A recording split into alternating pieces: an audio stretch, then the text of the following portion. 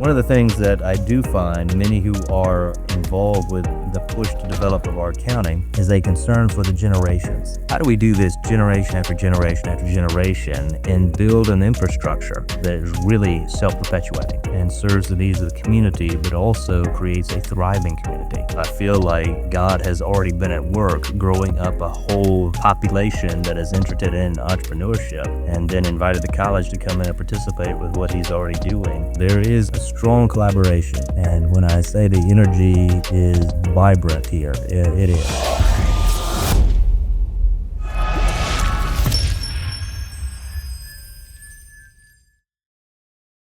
Welcome back to the Christians of Brevard Passive Podcast. This is going to be a unique episode. As the name implies, this podcast speaks with local pastors of congregations here in Brevard County. But today I have a special guest. I have Dr. Todd Bates, who is the founding president and professor of humanities at the new Christ College, which is going to be a liberal arts college opening in Brevard this year, I understand. So I'm interested in the conversation and what brought Christ College to Brevard. How are you doing today? I'm doing quite well, Carl. Thanks for having me on the podcast. It's always a joy. Yeah, like I said, this podcast really mainly speaks with pastors, but I've done at least once before, so there's precedent for it, to speak with somebody who's not currently a pastor, but you have been a pastor before, so I think it still makes sense. And I'm excited really that the college is coming to Brevard, and I know we've spoken briefly about it previously, but maybe we can share with our audience a little bit about what Christ College focus is going to be. Absolutely. So Christ College is a micro college, which means that it is a very focused education. So we're not looking to be the next great college. We are intentionally small. So we have one major, and that's a BA in humanities and entrepreneurship. Now, that's always a question. So how do those two relate? Well, generally, I just talk about the nature of human flourishing. So humanities is the study of human things. The human flourishing has been the quest of all great thinkers throughout time. And as Christian, we understand meaningful work to be a significant part of the flourishing life. So one of the ways we help our students understand this is by reading the great books. So we're a great books institution. We help students think through things very carefully. We are not simply one major in terms of a micro college, but we're a small classroom. So we had 15 students, and that will be in each class. So we're not looking to be large, looking to be very focused and intentional. So as we take these students through the concepts, the great books, we see the role work plays in the flourishing life. And then we see how to create a space for meaningful work for themselves, for the students, and for their neighbors. So one of the ways I like to describe our curriculum is that we are an embodiment of the great commandment. So in humanities, we learn to love God with all our heart, soul, mind, and strength. And in the entrepreneurship, we learn to love our neighbor as ourselves. So that's a little bit about who we are. So we're a very focused education.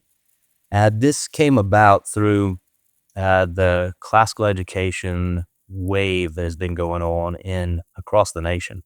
So it is one of the fastest growing segments of education anywhere in America.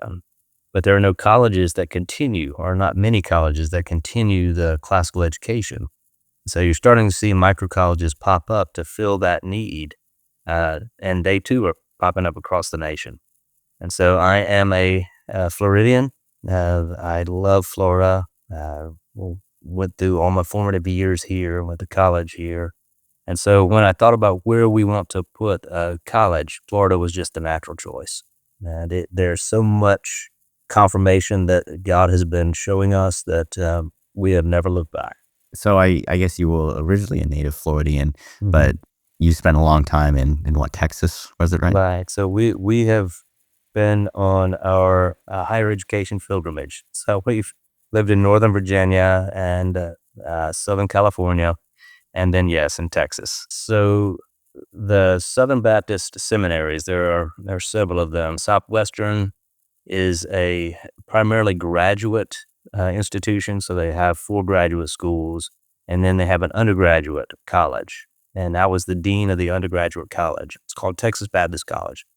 That's where we integrated the humanities in a Christ-centered way. We also had on the docket to move toward the business degree, which we would emphasize entrepreneurship. So Texas Baptist College really served as kind of an incubator or a laboratory where we worked out some of these ideas, and it just became so clear that God was in this and that parents really desired this and that students were intrigued by it. So we decided to uproot that and plant it here in Central Florida. Well, I'm so thankful that you chose Brevard County. What kind of went into making that decision? Well, again, growing up in Orlando, so that was kind of the default. And I met a fellow named Dale Stenberg, who is the headmaster of Pitas Classical Schools here in Brevard County. They have two campuses, one in Melbourne and one in Cocoa. And we were at the Evangelical Theological Society. It's about 3, 4, 5,000 biblical, theological, philosophical nerds that gather together every year, just hang out and talk about all sorts of great things. Dale also works with Davenant Institute, and he was at a booth for Davenant Institute, and he and I just started talking about classical education. And then I just shared with him, God has laid on my heart to start a classical college in Central Florida. And he said, well, where? And I said, Orlando. And he said, no, you need to think about Melbourne. You need to think about Brevard County. And growing up in Orlando, Brevard County was very sleepy. Yeah, it was a coastal town, a lot of fishing, very much a down-home place. And so I went back and told my wife, and she said, okay, yeah, at the beach. That's a good idea. And so Dale and I had about a 3-hour lunch. And at the end of it, I thought, all right, God looks like he's very much in this. So we set up a time to come visit, and man, I just fell in love with Brevard County. It was very much not what I remember. It has grown a lot with the space industry booming now with SpaceX, Blue Origin, all these major centers of energy. The innovation here is unbelievable. And so when you think of the BA in humanities and entrepreneurship, it just fit. And we were so excited about this. So we have found a home here in Brevard County and love it. Dale was absolutely right. Dale grew up here, so this is his home. And so there are very, very deep roots that connect us to this place. But it is beautiful. Love the innovation, love the energy here. It is an extraordinary place. Yeah, and talking about the innovation, obviously with the space industry here, there's been a lot of things that have been helping Brevard grow over the years. Definitely from your time. I mean, this was before my time. I always kind of remember a little bustling, probably a little more than the sleepy, fishy town than you Right, remember it yeah. as. But I know you've mentioned that you want the college to focus alongside that classical education. It's Right. going to have kind of an entrepreneurship angle. And it seems like there's probably a lot of things around here in Brevard that are going to help that vision take life. So I have met so many entrepreneurs around here. So it is already in process.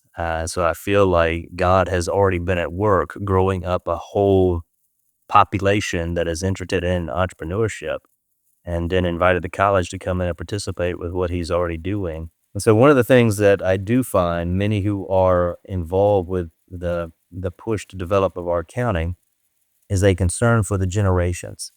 And so it is not just those who are starting businesses that serve them and serve the immediate community, but how do we do this generation after generation after generation and build an infrastructure and an ecosystem for entrepreneurship that is really self-perpetuating and serves the needs of the community, but also creates a thriving community. And so I'm finding good collaborative partners in the Brevard County area in dealing with politics, dealing with government, dealing with business, dealing with education. So there is a strong collaboration. And when I say the energy is vibrant here, it is. It is a place whose time has come. Yeah, I know you've been making the collaboration run, networking with a bunch of folks. I mean, what, you just arrived last year? Yeah, in May, actually. In May, okay. Well, that's when the Uh, podcast started. We started in May, so well, I guess fantastic. we're following similar growth All right. paths there. Yeah, I think it's really good to see the collaborative effort kind of take root. I know you say you kind of come from that Baptist tradition. I've been told by several people that kind of warned me, that of your presence, including Pastor Lucas Almeida of Central Baptist. He's very excited that you're going to be in the area. But also, I know there's a lot of cross denomination, cross church interest in this effort. You guys are going to be the host facility is going to be what, Trinity Wellsprings, Pretty well Presbyterian, spoken. Beachside. Mm-hmm. I know you've mentioned you spoke with Father Brian of St. Paul's Anglican, and that's another Mm-hmm. classical school, Yep. K through, I think they're K through 10th, Yeah, maybe K through they're 11th now, they're actually. they're K through 12, but they Are they? are growing into the 12, so they're Okay, still facing their challenges. sure. But yeah, we are. This term has become jaded, but we are broadly evangelical.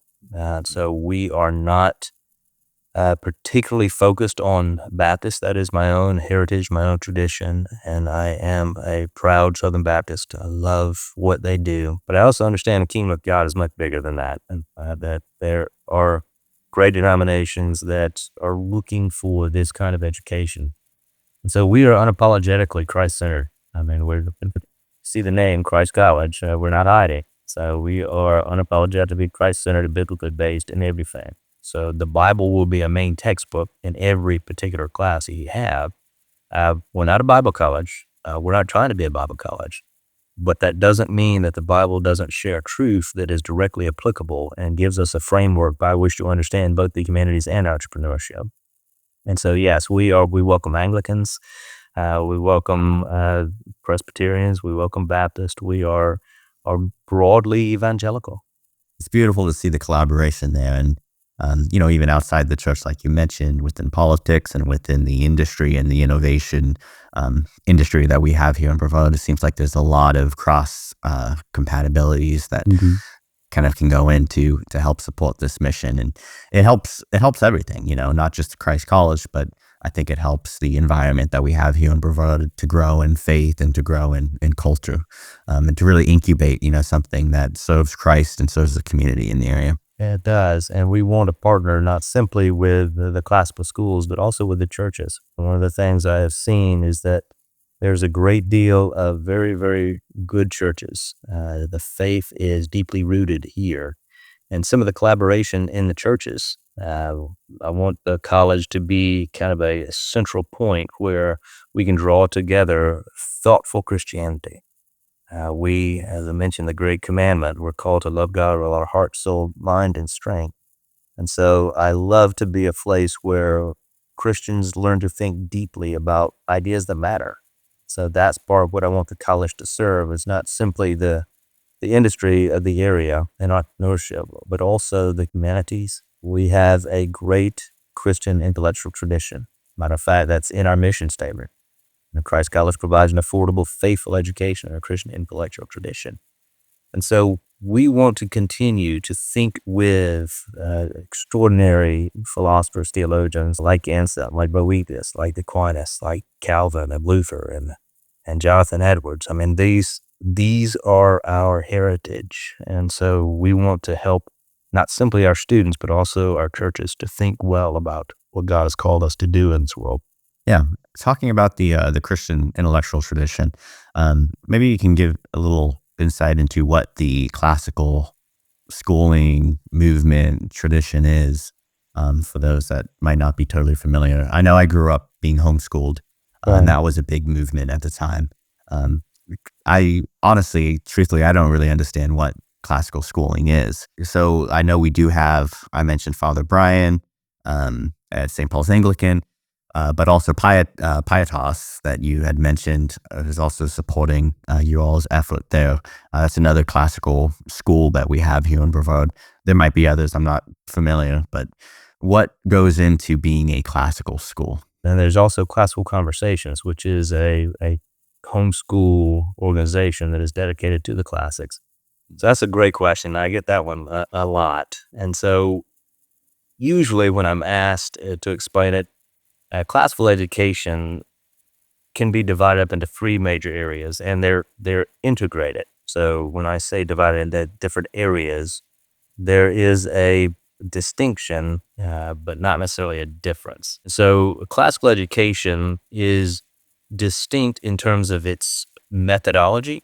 in terms of its content and in terms of its aim. Stanley Hauerwas has a great book title. It's one of those that you hear the title, you think, ooh, that is so good.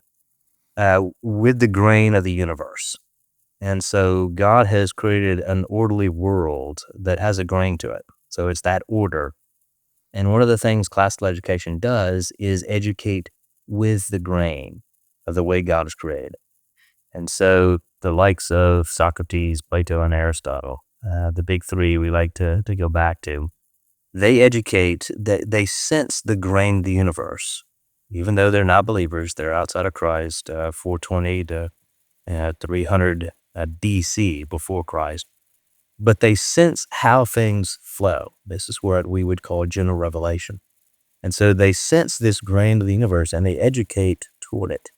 One of my favorite passages about Socrates' approach to education, it comes from Plato's work, Theaetetus, where the Platonic Socrates, let me say that, describes himself as a midwife. And so he takes those God brings him. Now, he's not talking about the triune God of Christianity, but he's talking about more than the polytheistic idols. So the divine brings him students, and his job is not to put truth in them. God has already done that. It's his job to give birth to that truth, to help draw that truth out of him, out of the student, him or her. And he uses this great idea of he sees it his job to bring about either a live birth or giving birth to a wind egg. So whether it's a genuine truth or whether it's an empty falsehood. And so that's his job, to give good birth. Now, to me, that's striking, because you understand the image of God in every human being has built into them truths, and they live in God's world. And so there's a natural generative element to truth. This is the psychological component of general revelation together with the cosmological component of general revelation. So together, these teach truths. Now, that's the classical arena. Now, the Christian understands who it is that put the grain in the universe. And so there's a relational component that is very distinct in a Christian approach to classical education, because we know the triune God who created us in his image. But we do not need to ignore the truth that God had built into the world. So through Plato, through Socrates. So we see them in a very Augustinian way as those who are Egyptians with the gold God has given. And Augustine says that we are to plunder the Egyptians. Now, that's a pretty negative way of understanding it. And yes, it has caught a lot of criticism. But the gold that the Egyptians have rightly belongs to God, for he is the one that created it. So all truth is God's truth, and we have the privilege to know God. And so as we see the truth and come to learn the truth, wherever it is found, we are deepened in our faith and our understanding of God. Now, that's a long answer to understand that this is why the content is different, but also the aim is different. We seek to form souls, to rightly order people's loves so that they love right things in the right sorts of ways. Now, that is a tremendously long history going back to Aristotle, but also, I think, weaved into Scripture itself. So Scripture gives us the lenses by which we see and understand and then teach according to the truth. And so the aim is the well-formed soul. That's in a nutshell, or not such a nutshell, what classical education is about. Hmm. So what would be the experience for a student coming to the college, or maybe even as a comparatively different from what you might experience at a more traditional college? How is that aim going to work itself out differently in the classroom? So one of the chief ways is they will be known. So when you step into a classroom of 15 colleagues, your fellow students, you're known by your students, but you're also known by your professors. You're not just a number. It's a form of intellectual discipleship. Is one of the ways I like to describe how we teach and what our aims are. So it's hard to shape and form a soul unless you know that soul. And so the professors we hire are skilled scholars. They know very deeply their content areas, but they're also passionate followers of Jesus Christ who understand that our goal isn't simply to fill minds full of information. It is to shape souls. And to do that requires a great deal of wisdom. And that, I think, is very scriptural in what we're trying to do. So we are called to walk with the wise that we may become wise. And so as professors, we understand that the students that God brings us, we are, yes, maybe a step or two ahead of them, but we're only a step or two ahead of them. We too are learners. We too are growing, and we invite the students to come grow with us and to grow along with us. And so that is a distinct approach to education. And again, as you mentioned, I've been at it for almost 3 decades in higher education. And what finally pushed me to go ahead and create Christ College, to do something distinct, is the desire to see well-formed souls created by the incredible truth of Scripture and the truth of creation that God has built into it. And in small, close, focused group, a community of believers who love to study deep and important things. That's great. Where are you guys at right now? I think you're launching this semester. Or what? Are you ready for that We're yet? Yeah, that's great. Yeah, we're launching in fall 2025. Okay, So we had to go through because we are not a Bible college, we had to go through the state and be approved through our licensure to grant a BA. So we were granted that in November, and it was a long, fun process going through the mm, state bureaucracy. I love sure. Florida, not Mm, a fan of bureaucracy. Now, we were approved in November, so our BA now is as weighty as a VA from UCF or Florida State to U of mm, F. We will work as soon as we are able on accreditation. So we have licensure, we have our BA, we're sanctioned by the state to give the BA, but accreditation is a different matter, and that takes a long time. We have to be in operation for 3 years, and then we begin the application process, which will take 2 years, 2 to 3 years. Now, once that is granted, it is retroactive. So every student that comes through Christ College will be accredited once that is granted.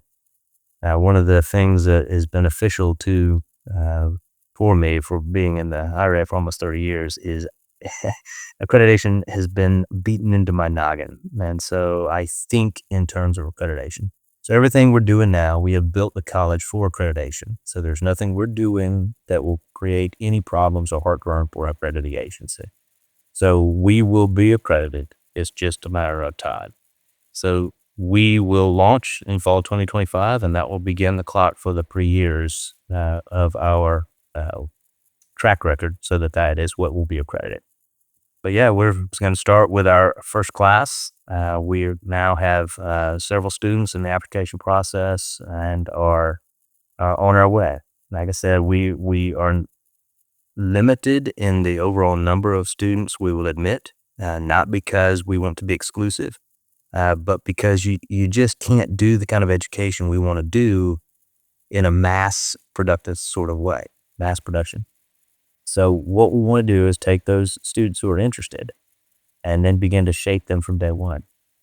So that begins fall 2025. Is this entirely like a new project, or was there some model that you're shooting for that you would like to see Christ College develop to in the future?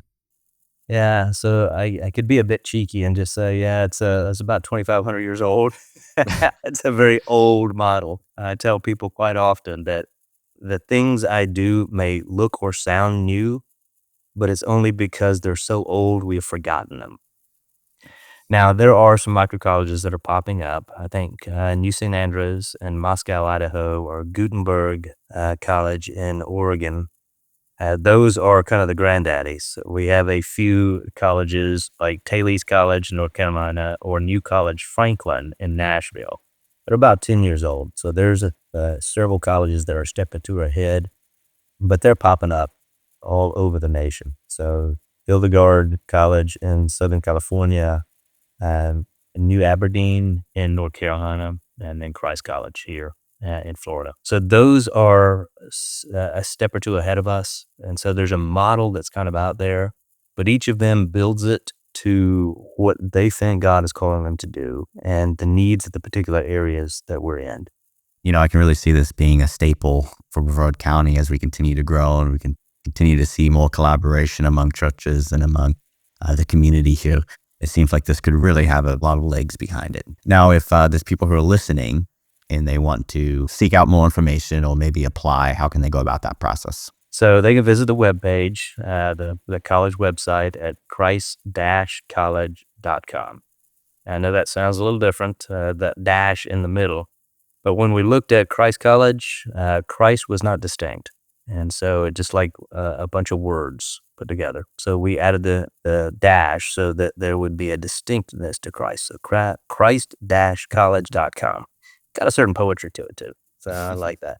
But they can visit the webpage, and the website tells you all about our curriculum. It gives you a breakdown of scope and sequence, the course descriptions.